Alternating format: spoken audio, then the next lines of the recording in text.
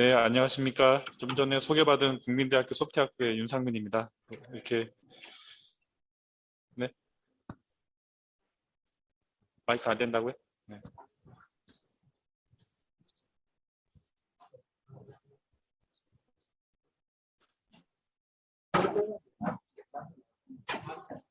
아, 그래요? 네.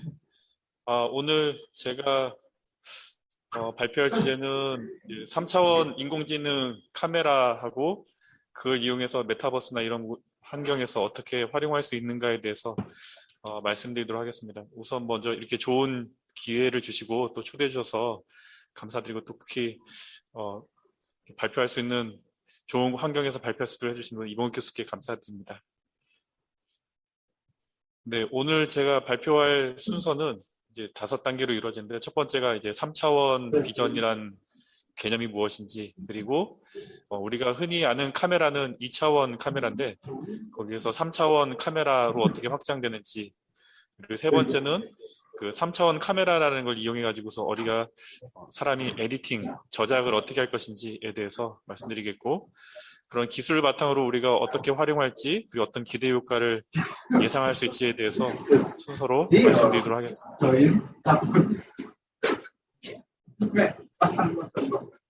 네, 먼저 3차원 비전이라는 분야에 대해서 말씀드리겠는데요. 3차원이라고 하는 거는 우리가 사는 공간을 이제 3차원이라고 하는데요.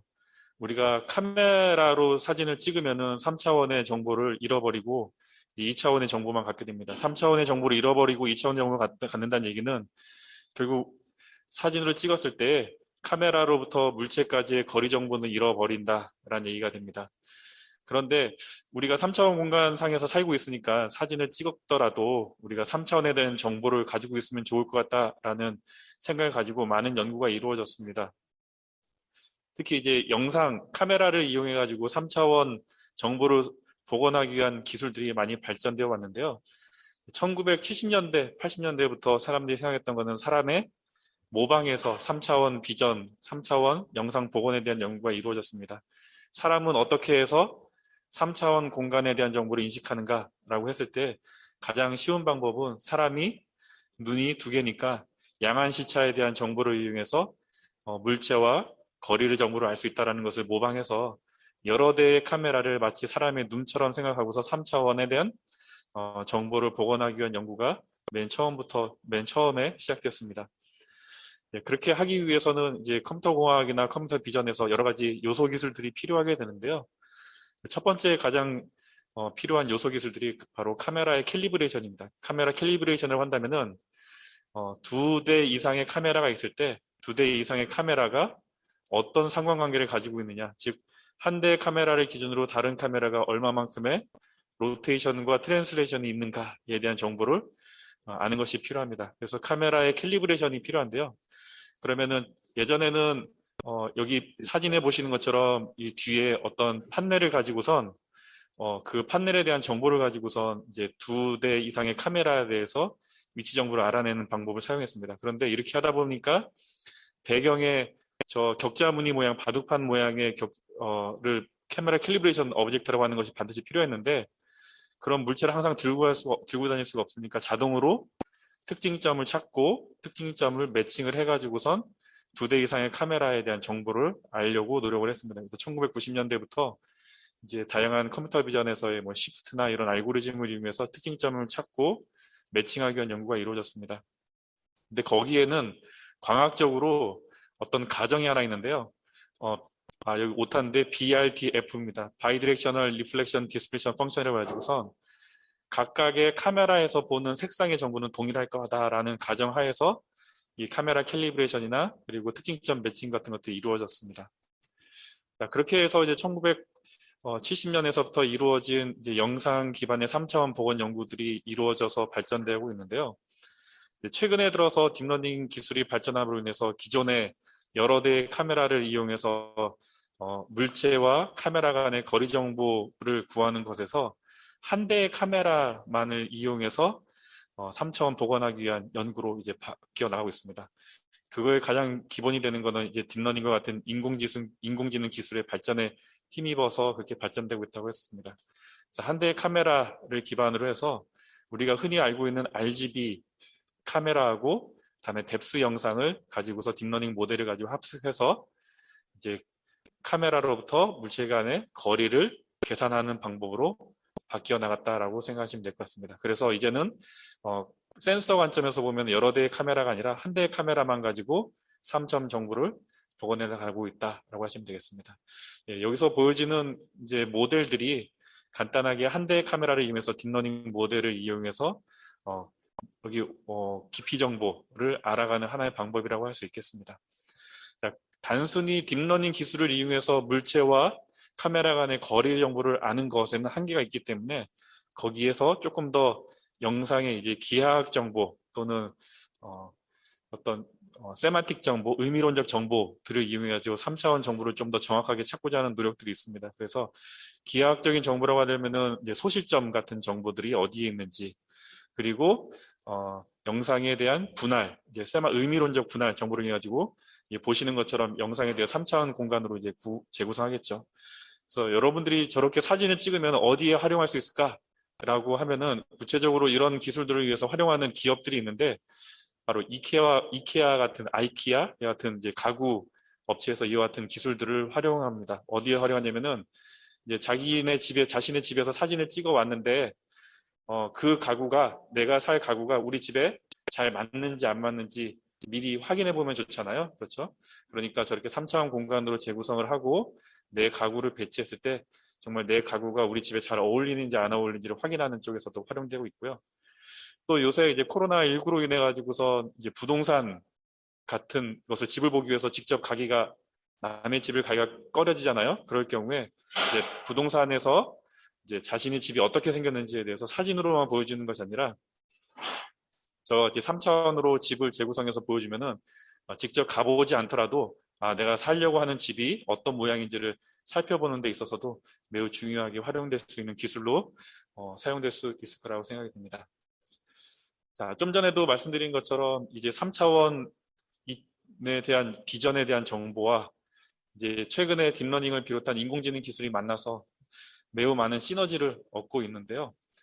이제 딥러닝 기술들을 통해서 기존의 컴퓨터 비전의 기술이 많이 향상된 것은 사실입니다. 자, 그런데 우리가 3차원 정보를 기존의 인공지능 기술을 단순히 활용하는 데서는 인공지능 기술 자체에서도 한계가 있고 또 3차원 비전에 대한 기술들도 약간은 발전돼서 융합되어 발전될 필요가 있다고 할 수 있겠습니다.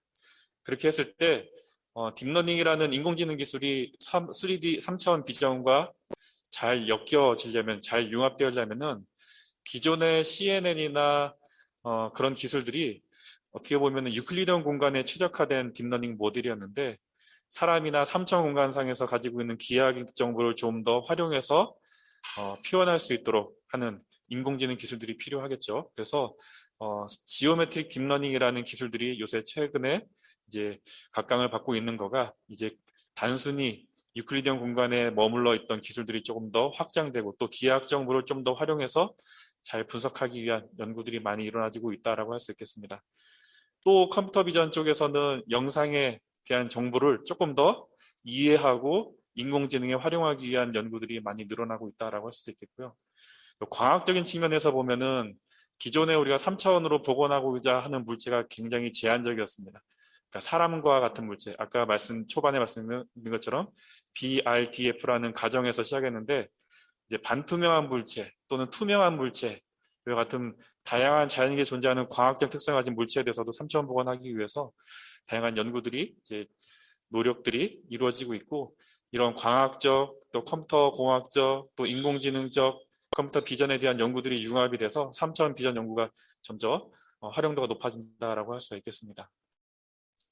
예, 아까 말씀드린 것처럼 이제 한 대의 카메라를 가지고 3차원 복원을 했을 때 우리가 활용할 수 있는 분야는 다양한 분야가 있습니다. 먼저 이제 미디어, 콘텐츠를 저작하는 분야에서도 활용이 가능하고요.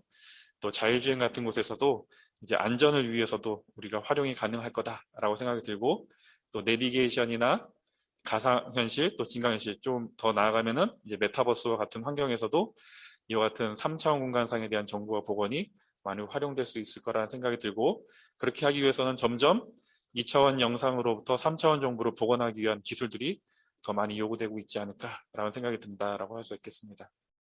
네, 이거는 뭐 저희 연구실에서 한 대의 카메라를 이용해 가지고서 뎁스 정보, 그러니까 깊이 정보를 복원하기 위한 하나의 알고리즘들을 개발했는데 거기에 들어가는 이제 딥러닝 모델들을 조금 더 개선을 해서 우리가 원하고자 하는 특징들을 어떻게 하면 조금 더 강조해서 봄으로 인해서 3차원의 깊이 정보를 남들보다 정확하게 표현할 수 있을까에 대한 연구들이 더 많이 이루어지고 있다라고 할 수 있겠습니다.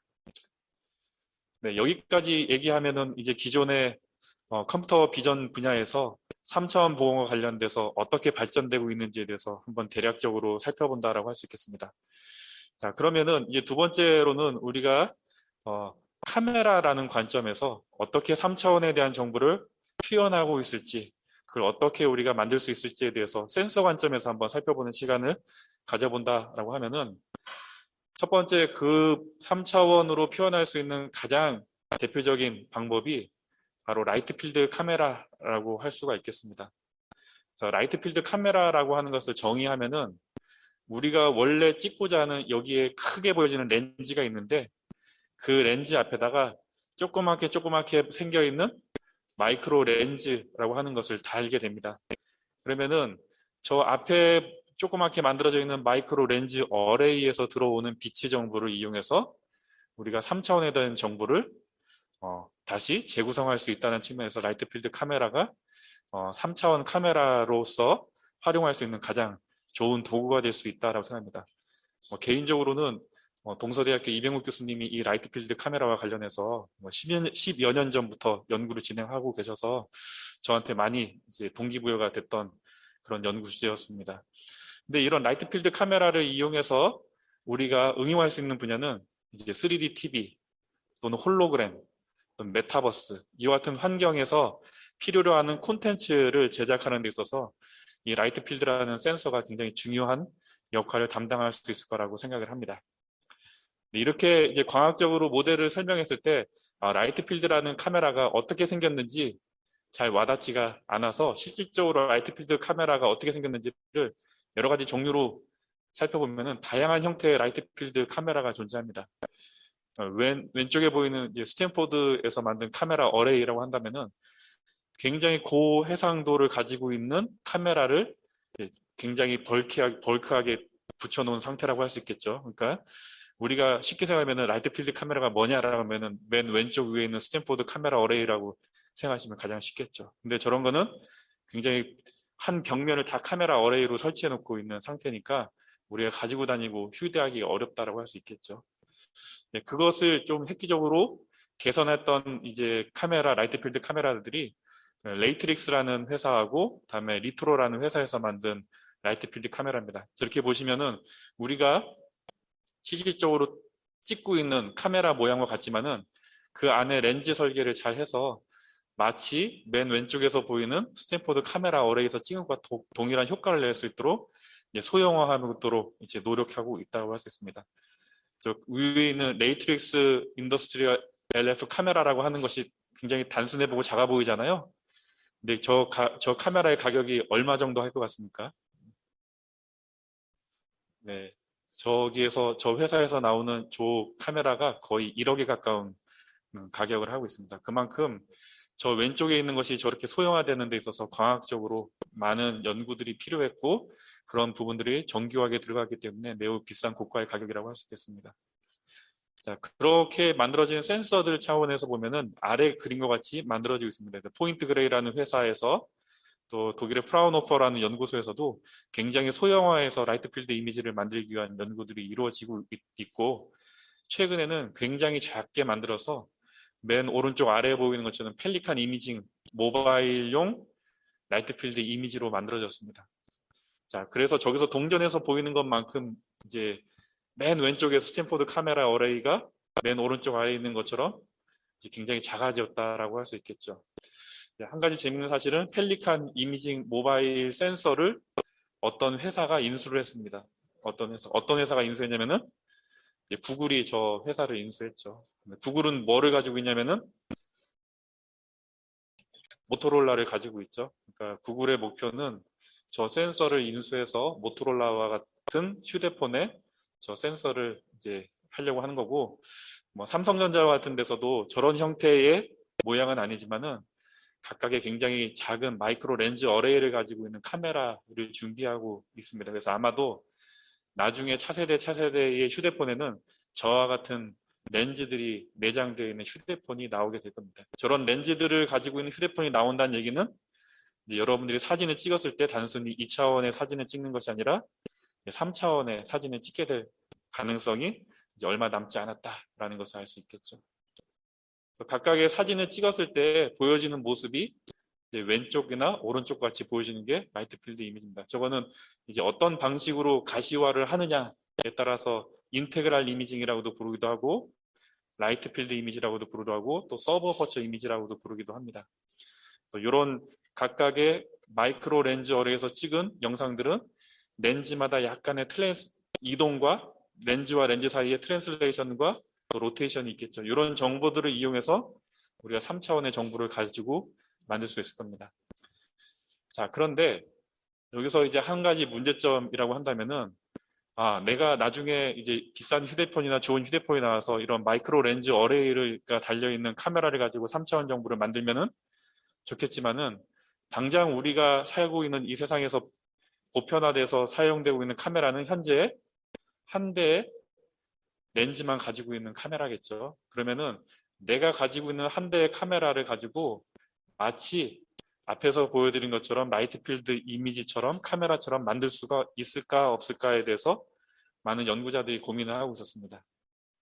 그래서 생각한 게 우리가 하나의 사진을 찍었을 때 진짜 렌즈를 앞에다가 마이크로 렌즈를 설치하는 것이 아니라 가상으로 컴퓨터 시뮬레이션을 통해서 거기에 렌즈가 있을 것이다 라고 설계를 하고 그 렌즈에서 빛이 어떻게 들어오는지에 대해서 만들어 보자 라는 연구가 시작했습니다. 그게 바로 이제 컴퓨테이션 필드 카메라입니다. 그 컴퓨테이션이라는 말은 물리적으로 마이크로 렌즈 어레이를 설치하는 것이 아니라 컴퓨터 시뮬레이션을 통해서 마이크로 렌즈 어레이를 설계하고 그때 광학적인 특성에 따라서 각각의 렌즈에 대해서 어떻게 영상이 들어오는가를 살펴보자라고 하는 겁니다. 근데 이렇게 했더니 전통적인 방법으로 이제 라이트 필드 이미지를 컴퓨터 시뮬레이션을 통해서 만들었더니 해상도가 매우 낮고 우리가 가지고 있는 영상이 이렇게 큰데 우리가 라이트 필드 이미지를 하려면 이렇게 빨간색 부분만 만들 수밖에 없습니다. 그러니까 어떻게 했습니까? 필드 뷰가 굉장히 작겠죠. 그래서 저희 연구실에서 이제 조금 고민을 한 게 요거를 이제 가상으로 요 마이크로 렌즈를 설계를 하고 그러면 마이크로 렌즈를 설계하면 좋은 방법은 내가 요 메인 렌즈와 마이크로 렌즈 사이의 거리값도 조절할 수 있고 렌즈의 개수도 내가 마음대로 조절할 수가 있다라고 할 수 있겠고 그리고 여기다가 다양한 방법을 통해서 이렇게 일부분만 라이트 3차원으로 만드는 것이 아니라 전체를 다 3차원으로 만들 수 있지 않을까라는 것을 컴퓨터 시뮬레이션을 통해서 만들어 봤습니다.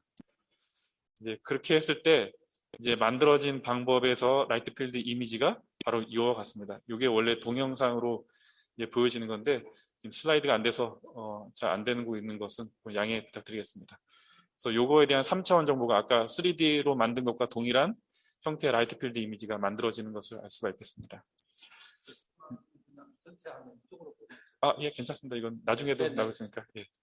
네, 그거를 이제 하기 위해서 이제 아까도 말씀드린 것처럼 라이트 필드 이미지 만드는 데 있어서 렌즈 수도 바꿀 수 있고 각각의 렌즈의 해상도도 달려질 수가 있겠죠. 그거를 이제 GPU를 가지고선 병렬 처리해서 실시간으로 구현하게 됐습니다.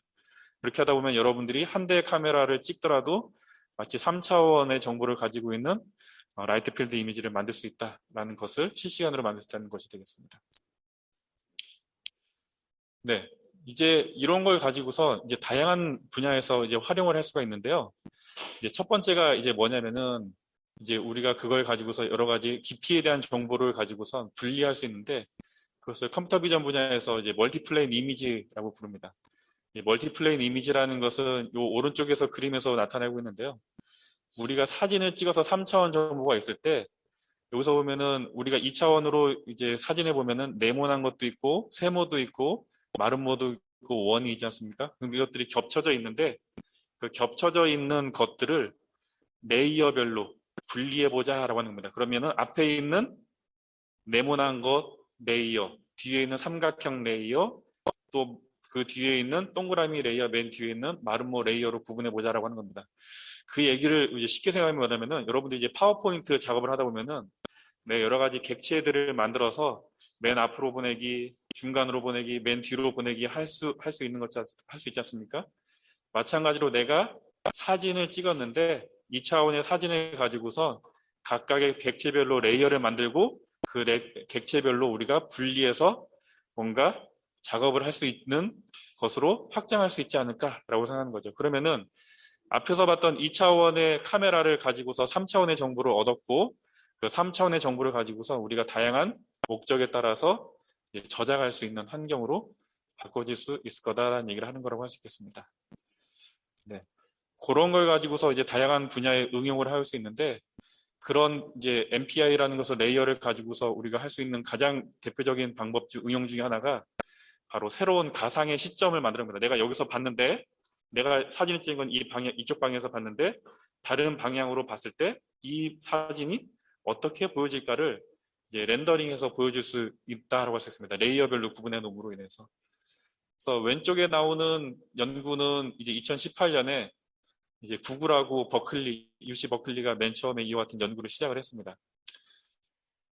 네, 그러다가 이제 조금씩 이제 버클리하고 구글하고 약간 연구 방향을 달리해서 이제 발전이 되는데 맨 처음에는 이제 2대 카메라를 이용해 가지고서 이와 같이 새로운 시점에서 어떻게 보일까를 연구를 했는데 구글에서는 이제 2대 카메라 쓰기 싫으니까 이제 한 대의 카메라로부터 이와 같이 보이는 것처럼 레이어별로 나누고 가상 시점으로 어떻게 보일지를 연구하는 방향으로 발전돼 나왔고요.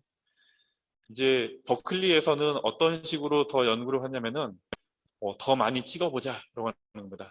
맨 처음엔 2대 카메라가 되는데 사람이 한 번, 2번, 3번, 4번, 5, 6번을 찍고 각각에 대해서 레이어를 만들고 그거를 넓히면은 우리가 볼 수 있는 공간이 더 넓어지지 않겠느냐라고 이제 버클리에서는 많이 찍고 이 공간을 넓혀보고 더 정교하게 찍어보자라고 하는 겁니다. 그래서 밑에 있는 동영상이 이제 버클리에서 이제 라이트 필드 이미지들을 가지고 레이어를 만들어서 새로운 시점에서 어떻게 볼 수 있는지에 대한 연구들을 확장해 나가고 있다라고 할 수 있겠습니다. 자, 이와 같은 기술들이 이제 만들어지면은 2차원 사진으로 찍은 것이 이제 3차원 영상으로 보여지고 거기에서 우리가 새로운 시점에 대한 것들을 만들어줬으니까 지금까지 경험하지 못한 새로운 경험을 사용자들한테 줄 수 있다라는 그런 이제 가능성이나 기술들이 받쳐지고 있다라고 할 수가 있겠죠. 네, 그런데 이런 한 대의 카메라나 또는 여러 대의 카메라를 이용해서 이제 카메라와 관련된 3차 공간을 하기 위해서는 맨 처음에 말씀드린 것처럼 카메라 캘리브레이션 작업들이 아직까지도 요구되고 그리고 여러 대의 카메라를 쓰려면은 이제 카메라와 카메라 간의 이제 거리에 대한 정보가 우리가 표현하는 데 있어서 한계가 됩니다. 그러면은 한 대의 카메라를 가지고 아까 말씀드린 것처럼 나이트 필드 이미지를 가상으로 마이크로 렌즈를 이용해서 만들고 그걸 이용해서 우리가 깊이 정보를 표현해서 3차원에 대한 정보를 표현할 수 있지 않을까라는 생각에서 최근에는 이제 한 대의 카메라를 이용해서 라이트 필드 이미지를 만들고 그거에 대한 가상 시점 영상을 생성하는 기술로도 활용이 되고 있다라고 할 수 있겠죠. 그래서 우리나라에서도 이제 많은 연구들이 기관에서 또 대학에서 이런 연구들이 이루어지고 있다라고 얘기할 수가 있겠습니다. 자, 그런데 좀 전에 말씀드린 것처럼 이제는 센서도 마련됐고 컴퓨터 비전이나 인공지능 기술 가지고서 우리가 찍은 2차원으로 찍은 카메라를 가지고 3차원 정보를 만들었다고 한다면은 정말 메타버스라는 환경에서 우리가 이런 것을 활용하기 위해서는 사용자가 직접 그 영상들을 저작할 수 있어야 되겠죠. 에디팅할 수 있어야 되겠죠. 그래야지 내가 가상 환경과 내가 인터랙션 할 수 있는 기술들이 마련되겠죠. 그래서 저희 연구실에서는 이제 3차원 카메라로 찍은 영상들에 대해서 어떻게 사용자 관점에서 쉽게 에디팅할 수 있는가에 대한 연구를 진행을 하고 있습니다. 자, 그 얘기가 뭐냐면은 여기서 왼쪽에 찍은 사진이 있습니다. 왼쪽에 있는 사진으로부터 문제에 당면했을 때 그 문제를 내가 원하는 위해서 적용하는 객체를 아주 합리적인 뽑을 수가 있는 거죠. 생각됩니다. 네, 여기서 왼쪽에 있는 사진에서 봤으면은 내가 원하는 객체를 요 객체와 요 객체를 3차원 공간상에서 정보를 알고 있으면 요 객체만을 뽑을 수가 있습니다. 요 객체를 뽑아서 그리고 다른 사진에다가 내가 원하는 깊이 레이어에다가 이것을 여기다가 삽입해 볼 수 있고, 여기는 이 객체를 뽑아서 여기다가 삽입해 볼 수가 있겠죠. 그래서 3차원에 대한 정보를 이용해서 내가 원하는 공간에다가 삽입해 볼 수 있음으로 인해서 우리가 다양한 환경에다가 사용자와 공간이 인터랙션 할 수 있는 그런 기술로도 발전될 수 있을 거라는 생각이 듭니다. 그래서 저희 연구실에서 그런 것을 개발하기 위한 도구들을 좀 만들어서 동영상으로 잠깐 보여드리면은, 붙인 거는 라이트 필드 에디팅입니다. 그러면 조금씩 이제 설명을 드리면은, 여기서 보시면 3차원 정보가 있다라는 것을 보시면 알겠죠. 이렇게 시점을 마우스로 해서 시점을 놓으려면은 좌우상하로 움직이는 것을 볼 수 있겠죠. 그런 다음에 여기서 보여지는 요 격자 무늬가 있지 않습니까? 격자 무늬가 내가 어딘가를 3차원 공간상에서 어딘가를 에디팅할 수 있는 그거에 대한 가이드라인을 사용자한테 주고 있다라고 할 수 있겠습니다. 그래서 요 격자 무늬가 있는 곳에서 3차원 정보를 이제 움직일 수 있게 됩니다. 그래서 하이라고 적었는데, 보시면은 단순히 영상 위에다가 하이라는 글자를 에디팅한 것이라 3차원 공간상에다가 저 하이라는 글자가 에디팅된 거라고 할 수 있겠죠. 그런 다음에 이제 격자 무늬에서만 우리가 활용할 수 있습니다. 그래서 내가 원하는 그 격자에다가 저와 같이 다른 스티커를 이용해서 붙여볼 수가 있겠죠. 그리고 저거는 맨 뒤에다가 W로 했죠. 그러면은 보시다시피 내가 했던 것이 앞에 하이라는 거는 앞에 있는 객체에다가 쓰여진 거고, 뒤에 스티커는 요 객체에다가 붙여진 거고, W라는 것은 맨 뒤에다가, 그러니까 3차원 공간상에서 우리가 색칠을 하거나 그림을 그리거나 에디팅할 수 있는 거겠죠. 두 번째는 이제 우리가 깊이별로 포커스를 변화시킬 수 있습니다. 그래서 앞에 있는 물체나 뒤에 있는 물체에 따라서 포커스를 변화시키고 있을 수 있고, 내가 원하는 포커스에 맞춰서 물체를 에디팅할 수 있도록 이제 바꿔봤습니다. 그럼 포커스에서 지금 앞에서 이제 포커스에 맞췄으니까 내가 원하는 포커스에 해당되는 물체에 따라서 이제 색상을 변화시킬 수가 있게 되겠죠. 그리고 이제 두 번째 물체에다 이제 포커스가 맞춰졌으니까 두 번째 물체에다 포커스가 맞춰서 그 물체를 했죠. 장점이 뭐냐면은 이 포커스가 지금 맨 뒤로 갔지만은 앞에 있는 요 깡통 로봇에다만 포커스가 맞췄기 때문에 우리가 색칠할 때 이 배경에다가도 색칠이 삐져나가지가 않습니다. 어디에다가만 색칠이 되냐면은 내가 포커스 맞춘 이 객체에다가만 색칠이 가능하겠죠. 3차원 정보를 가지고 있으니까. 그러니까 색칠을 하면 우리가 막 삐져나가는 그런 것이 2차원 공간에서는 가능했지만은 3차원 공간상에서는 그런 건 있죠. 뒤에도 이제 색칠을 하더라도 옆에 배경에 삐져나가습니다. 아까 말씀드린 것처럼 이제 MPI라고 하는 모드에서, 그러니까 깊이별로 레이어를 만들어 놓고 그 레이어를 설정해서 내가 원하는 객체를 뽑아서 거기에다가 에디팅을 할 수가 있게 되겠죠. 그래서 보시면은 이게 3차원 공간상에서 우리가 저작하거나 할 수 있다는 것을 봄으로 인해서 기존의 2차원 영상 공간에서 에디팅하는 것에 비해서 조금 더 사용자가 원하는 곳에 에디팅해줘요. 저렇게 하면은 지금 보시면은 우리가 여기다가 이제 빨간색으로 색칠을 했잖아요. 그런데 우리가 선택을 한 게 어디다 선택을 했냐면은 배경 영역을 선택했기 때문에 내가 이렇게 빨간색으로 색연필을 칠하다고 해도 앞부분에다가 색칠이 안 되고 뒷부분에 색칠된다고 할 수 있겠죠. 그게 마치 뭐와 같으냐면 아까 말씀드린 것처럼 파워포인트에서 내가 뭔가에 대한 객체를 가지고 에디팅을 할 때 맨 앞에서 에디팅을 하느냐 맨 뒤에서 에디팅하느냐와 동일한 것을 사진을 이용해서 할 수 있다라고 이해하시면 뭐 쉽게 이해할 수 있을 것 같습니다. 그래서 여기서 수채화로 가지고 물품을 할 때도 저기에 있는 저 박스 안에서만 우리가 에디팅을 할 수가 있겠죠. 그래서 이건 포커스 모드하고 똑같습니다. 그래서 포커스를 맞춰놓고 내가 해당하는 포커스에 스티커를 붙이거나 영역을 할 수 있겠죠. 네. 뭐 시향 예상 여기까지만 보여드리고 이제 넘어가도록 하겠습니다.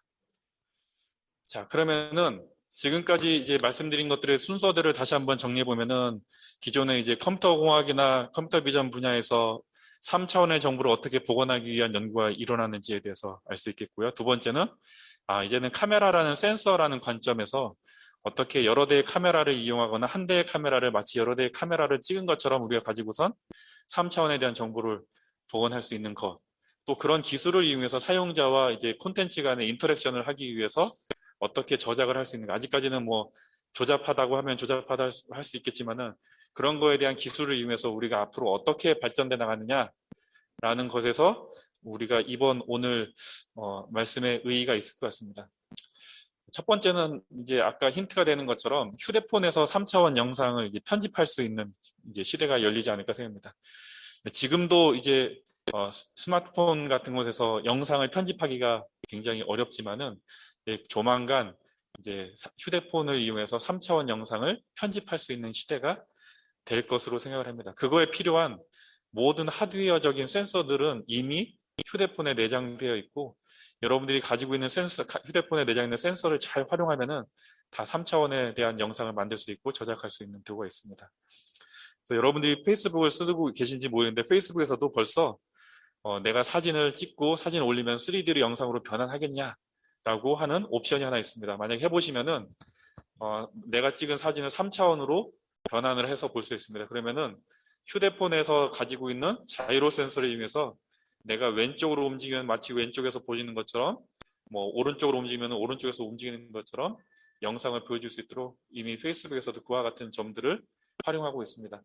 많이 아시겠지만은 페이스북이 이제 메타버스와 관련해서 많은 투자가 이루어지고 있는데 페이스북이라는 게 단순히 사진을 공유하고 소식을 공유하는 것을 넘어서 여러 사람들과 소통할 수 있는 그런 장으로 발전하고 있는데 그 발전할 수 있는 가장 중요한 콘텐츠 중에 하나가 3D 영상에 대한 정보를 가지고서 마치 옆에 있는 것처럼 느낄 수 있는 그런 부분으로 이제 발전할 수 있지 않을까라는 측면에서 이제 아까 말씀드렸던 3차원 카메라 또는 영상에 대한 조작 도구가 많이 활용될 수 있을 거라는 생각이 듭니다.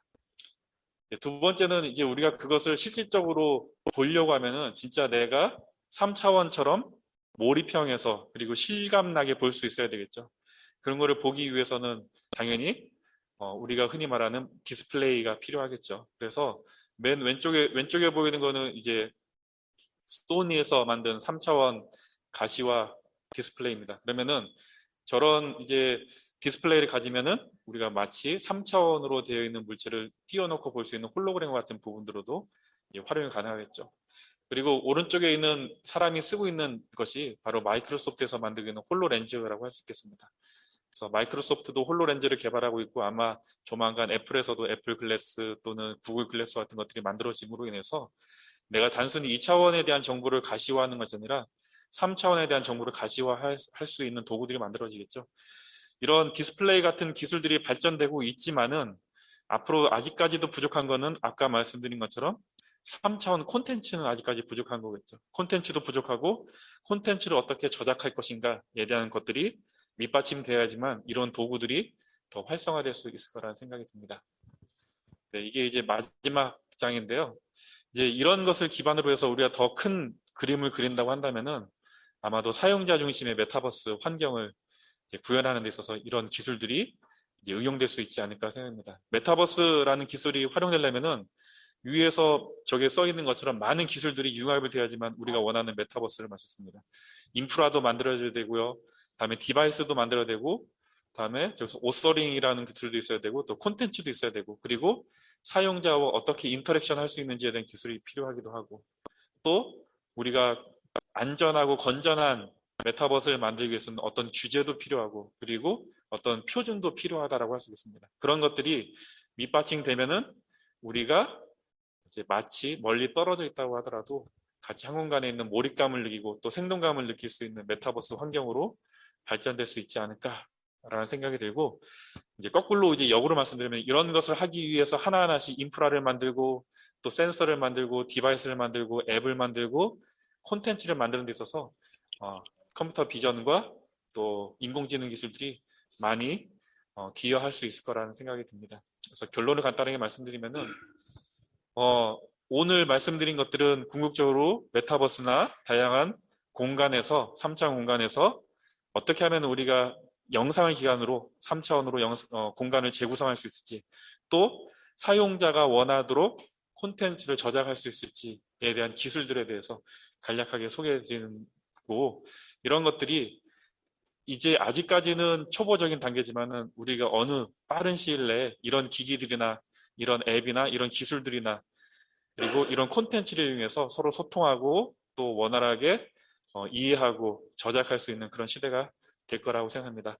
네, 이상 오늘 제가 준비한 내용에 대한 발표를 마치겠습니다. 네, 감사합니다. 뭐 질문 없습니까? 질문하면 빼빼로 드리겠습니다.